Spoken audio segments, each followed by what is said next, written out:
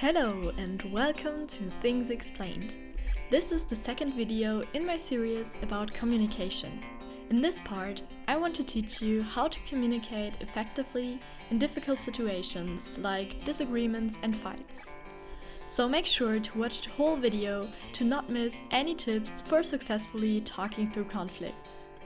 Let's begin with validation, as this is a perfect tool to prevent fights and escalation. Validation describes the process of showing your communication partner that you comprehend their point of view, thoughts, feelings, and motivations. It also shows them that you take them serious. But it's important to keep in mind that validating someone doesn't equal agreeing, relating, or approving them to 100%. But why is validation so important and why should we do it? Well, as I said, it can help prevent fights, cool them down, or help to resolve them. It shows the other person that you're actually listening to them, and it helps to build trust by allowing honest and open speaking. It also gives your communication partner a feeling of safety, and by validating someone, you show them that you understand them or at least try your best to do so. Validation demonstrates that you don't judge the other person and that you care about them. Sounds good, right? But how do we do that now? Don't worry, I've got you. But first of all, here are a few examples of what we can validate.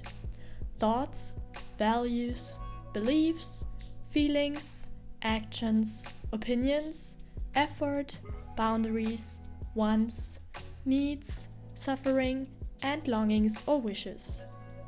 And now, here are the 6 steps to successfully validate someone.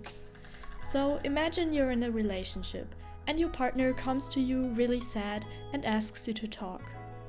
The first thing you want to do is actively listening to them. Don't get distracted, be there, look at them, ask questions, and make sure you understand what they are telling you.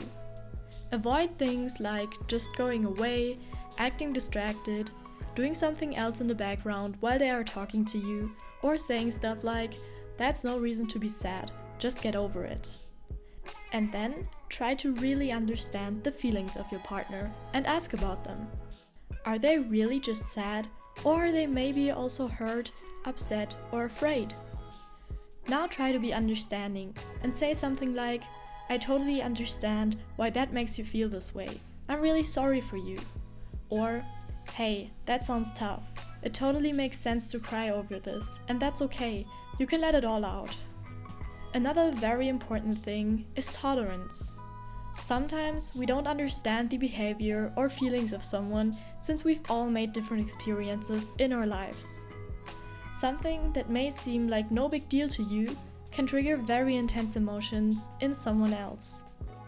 You might be totally cool with having a big, hairy spider crawling on your hand, but there are many other people that get extremely scared as soon as they notice a spider in the same room as they are in. The point is that you shouldn't make fun of people who react or feel differently than you in the same situation. You should always take the people who are close to you serious and show them that their feelings matter and that they are valid. The last step in validation is showing your communication partner that you take them serious through actions. So, for example, when someone is cold, give them a blanket, or when they cry, give them a hug.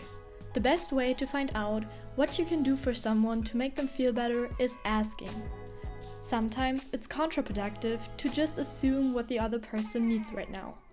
So make sure to ask, "Hey, what do you need right now? If there's anything I can do for you to make you feel better, let me know." With this question, you're always on the safe side. The next strategy I want to share with you are I statements.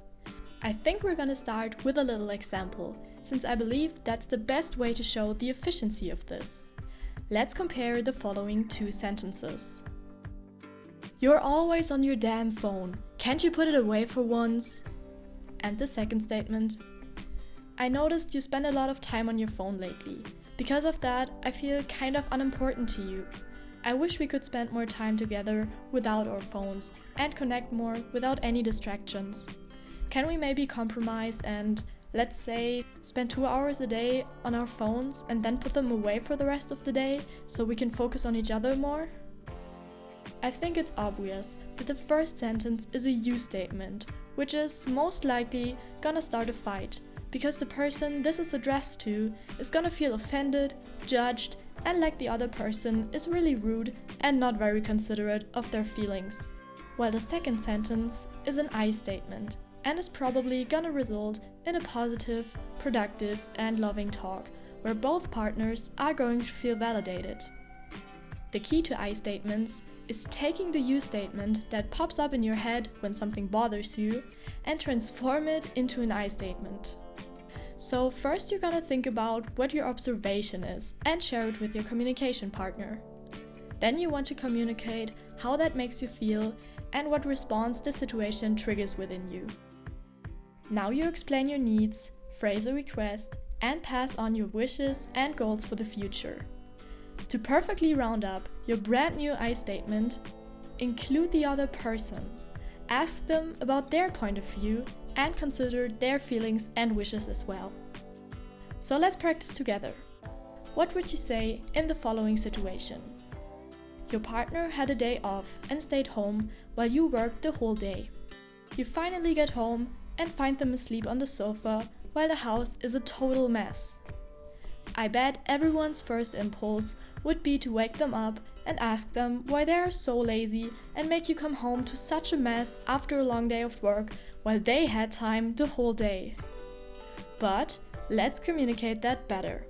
How about, hey, I understand that you didn't want to use your day off to tidy and clean and that you needed this day to relax. But look, the house is really messy, which makes me feel really frustrated and stressed. I had a hard day and I really don't want to deal with the house looking like this right now. I need to be able to come home and relax after work. That's really important to me. Could you please tidy and clean a bit the next time when you have the time and I'm at work? Of course, it's not always easy to communicate in such a gentle way, and it takes time and effort to change the way we talk to each other. But I think it's definitely worth it. Just keep practicing and do it together with whomever it is you are trying to improve your communication with. So, those were the most important things about communication you have to know to be an expert in successfully and effectively talking through conflicts in a positive way.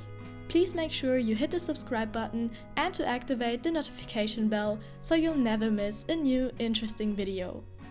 If you enjoyed the video and learned something new, let me know by giving it a thumbs up. And of course, feel free to leave a comment as well. Thank you so much for watching, and I hope you'll be there again next time.